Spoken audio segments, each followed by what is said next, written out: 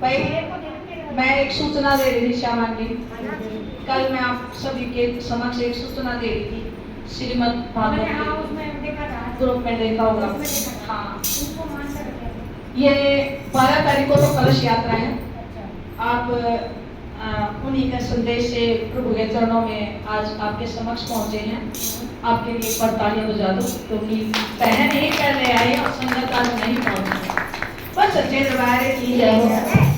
अच्छा, आप संदेश लेके आए हैं और ये इनका संदेश नहीं है, ये प्रभु का संदेश है।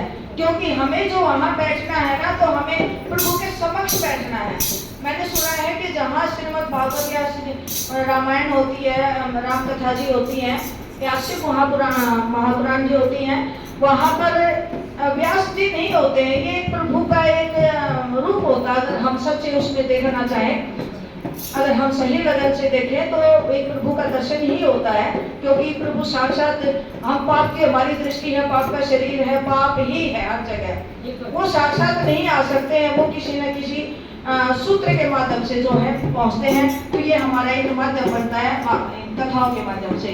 तो मेरा आप सभी से अनुरोध है, आज संगत आई नहीं है, थोड़ा सा मुझे अच्छा नहीं लग रहा कि बहन आई है और हमारी संगत नहीं पहुंची है। बाकी मैं स्टेटस पे डालूंगी और आप सभी को प्रार्थना करूंगी।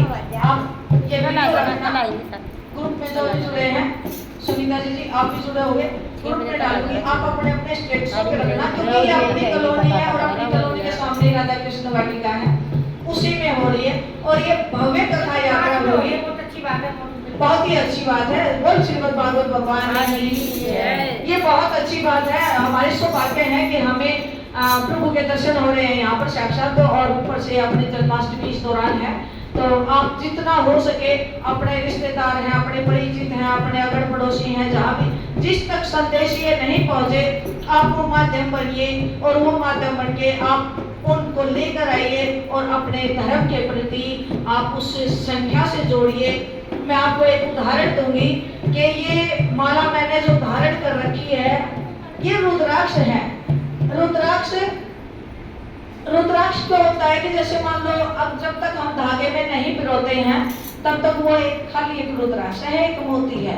लेकिन वो माला में पिरोने के बाद ये एक पूजनीय माला जो बन गई है, जिससे हम माला भी फेरते हैं, स्मरण करते हैं और अपनी शोभा भी बढ़ाते हैं और प्रभु की लगन भी लगाते हैं। कई काम हमारे इस रुद्राक्ष से होते हैं। जब तक इसकी कीमत नहीं होती, हम धागे में पिरोए नहीं जाते हैं।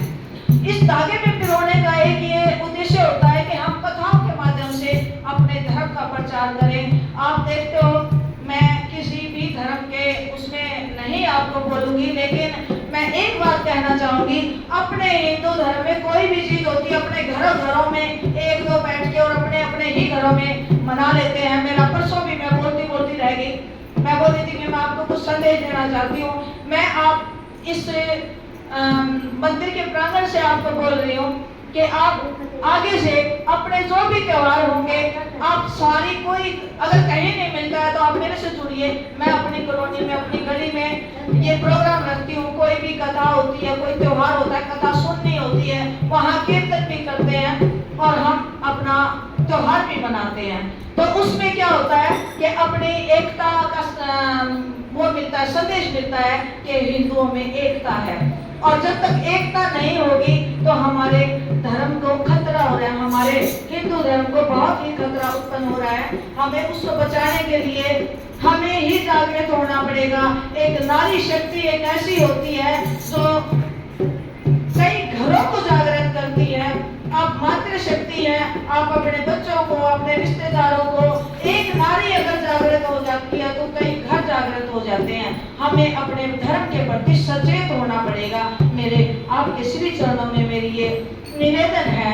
आप माता रानी के आशीर्वाद से आप सभी इज्जत करते हैं। ऐसा नहीं है कि मेरी बात मैं गौरव से कहती हूँ, गर्व से कहती हूँ मैं जी, कि मेरी बात माने रखी जाती है, ऐसी बात नहीं है। और मैं आपसे यही गुजारिश करूंगी कि इस संदेश को एक अपना एक सूत्र बनाएंगे कि हम अपने हिंदू धर्म के लिए खड़े हों और अपने इस कथा को सफल बनाएंगे। क्योंकि ये ना मेरी